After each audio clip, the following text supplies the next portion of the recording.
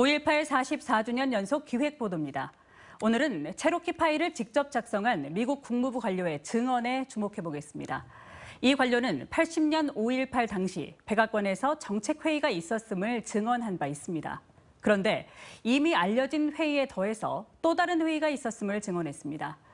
첫 번째 회의 내용은 7년 전 광주 MBC 취재진이 당시 회의에 참석한 니콜라스 플랫 국방부 차관보의 메모를 입수한 끝에 세상에 알려졌는데 이번에 만난 관료가 말하는 것은 아직껏 세상에 알려지지 않았던 또 다른 회의를 말하는 것입니다. 미국 현지에서 임지은 기자가 취재했습니다. 44년 전 5월 21일 전남도청 앞에선 믿을 수 없는 일이 일어났습니다. 자국민을 지켜야 할 군인이 시민들을 향해 무차별적으로 총격을 가해 수십 명이 죽은 겁니다. 도청 앞 집단 발포가 일어난 지 만 이틀 만에 백악관에서는 정책 검토 회의, PRC 미팅이라고 이름 붙여진 긴급 회의가 열렸습니다. 국무부와 국방부, 중앙정보국과 합참, 국가안보회의 최고위급 관계자들이 모인 자리에서는 전두환 신군부가 광주를 진압하도록 사실상 용인한 의사결정이 이뤄졌습니다. 광주 MBC는 7년 전 다큐멘터리 그의 이름은을 통해 당시 회의에 참석했던 미 국방부 니콜라스 플랫 차관보의 메모를 확보해 보도한 바 있습니다. Gwangju was the main issue. Gwangju. Yeah, there was unrest in Gwangju, and the Korean military was moving troops in and so forth, and we were worried about, whether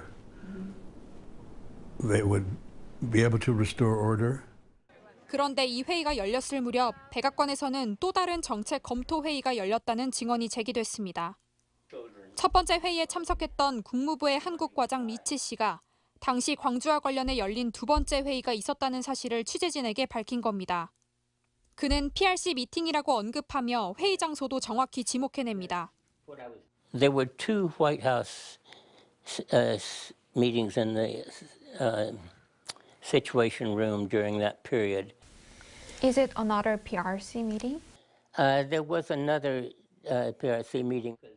또 다른 정책 검토 회의에 자신은 참석하지는 않았지만 누가 이 회의를 열었는지, 어떤 의제가 논의됐는지를 기억했습니다. I remember that it was chaired by Brzezinski. It was essentially a discussion of concern that North Korea might take advantage of the situation and what we could do to deter North Korea. 그러면서 당시 회의록이 분명히 존재할 것이라고 덧붙였습니다. I'm sure there are memoranda somewhere, but I don't know where it is. White House would have records as date.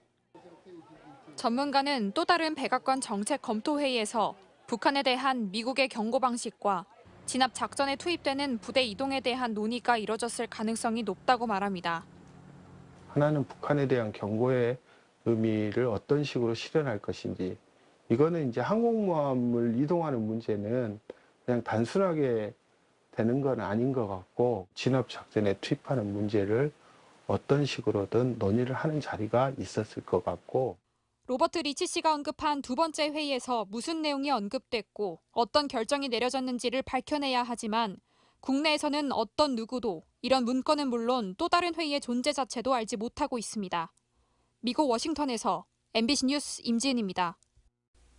언제 어디서나 내 손 안의 뉴스. 광주 MBC 뉴스 유튜브 구독으로 함께하세요.